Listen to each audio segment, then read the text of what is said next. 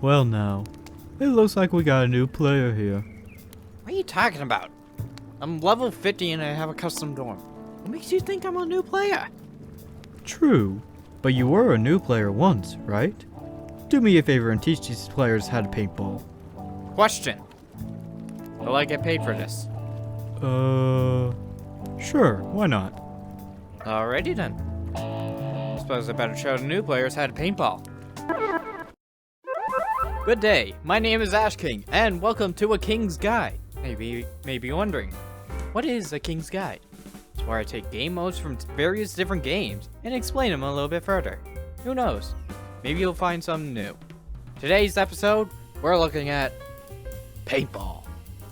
Let's get into it. Now you may be wondering, what exactly is paintball? In basic terms, it's like, well, real life paintball, where you shoot a target with your gun.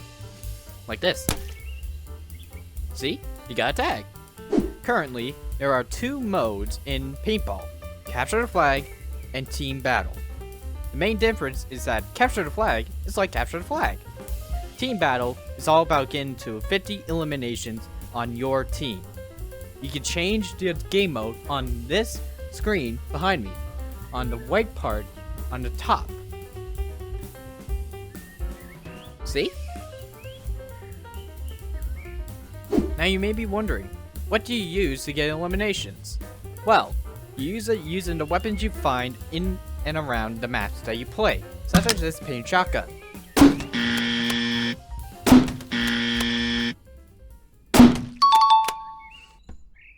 First try.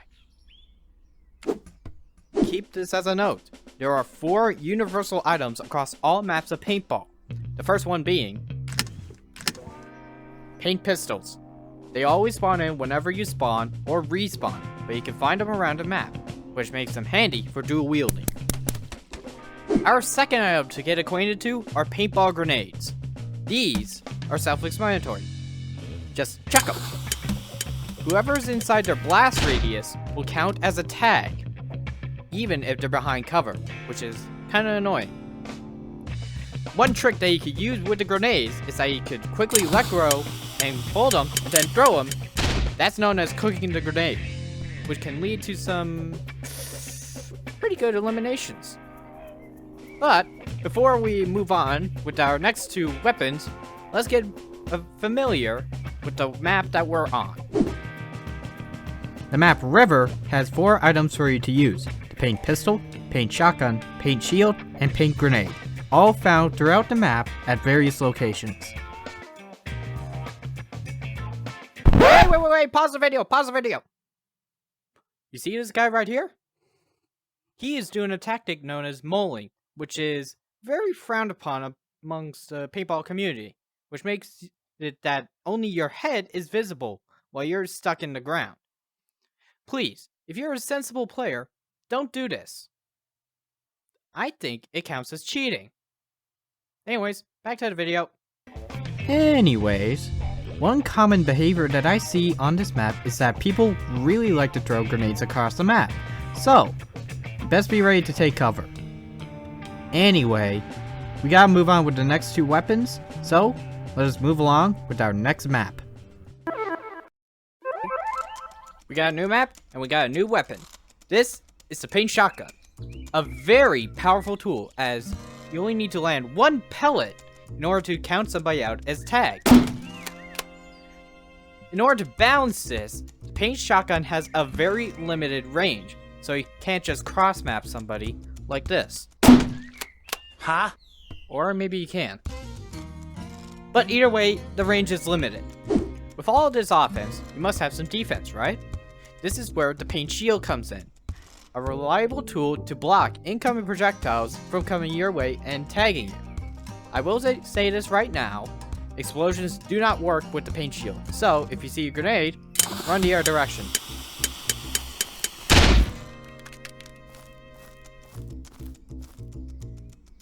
See what I did there? I ran. Homestead has the same weapons as River before. That means the pistol, shotgun, shield, and grenades are present, with the only difference being a huge barn in the middle. I have to pause this video from the other side. You see, this guy right here, he is using OVR advanced settings in order to escape the grenade blast, which means he could be at any height and still dominate you. Unfortunately for him, he did not get away from the grenade blast, so sucks on him. Also, do not cheat in Paintball, or matter, any game at all. It's just unfair to everybody. Have some common sense. Alright, back to the video. Homestead would be a substantial improvement towards River, as there are more cover points and side routes to take. But now, let's move on with the next map. Next up, we got a weapon that will appear from the next 4 maps onward. Here, we got the Paint Sniper, a long-range rifle that could be used with the intact scope in order to hit faraway targets. See that? You can also use it up close, but it is ill-advised. It can work though, whatever suits your style. Corey's the map, and we got 5 weapons to use. Along with the shotgun, pistol, grenade, and shield to use, we now have the Paint Sniper, as I explained, a powerful long-range tool. This map is the perfect place to practice your sniping skills, as it is longer than usual than the other maps. Hello again. See this guy right here? Your weapon counts as your hitbox for getting tagged. So, having your sniper out while your body is behind some cover, it may not be a bad idea, but to an experienced player, that's one way that they can sneakily get you, and you have no idea why. But now you know. Anyways, moving on.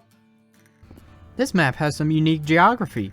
It is built like a ravine, meaning there are 2 elevated platforms on the side and 1 deep chasm in the middle.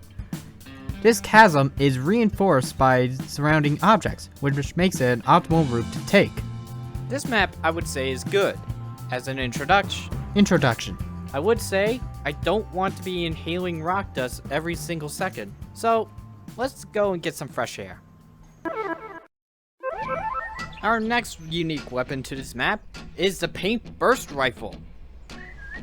With each trigger pull, you can fire up to 1 to 5 shots, depending on how long you pull the trigger.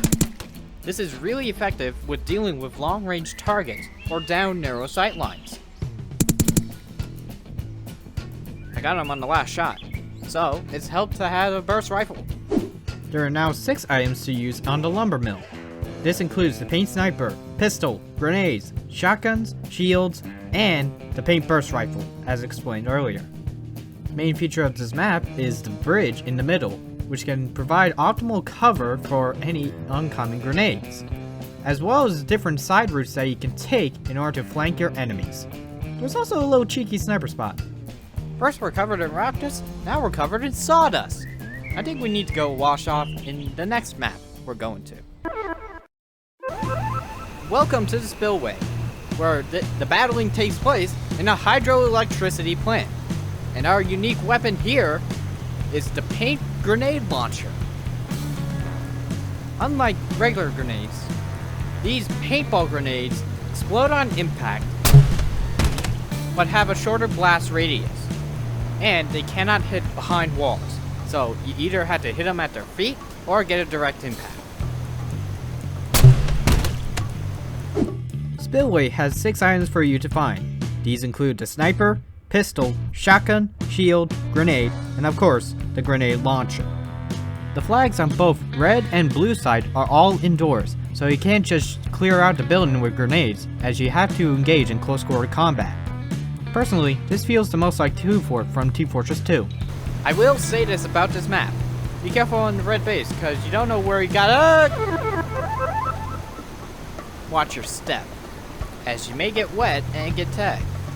Either way, let us relax and enjoy a movie at our last map as of recording. Our next map takes us to a drive-in, where you can enjoy the movie and get some snacks. But there may be some sticky about this popcorn. Yep, we got paint mines here. Now these paint mines can stick to literally anything, even if the place is a little bit on the unconventional side.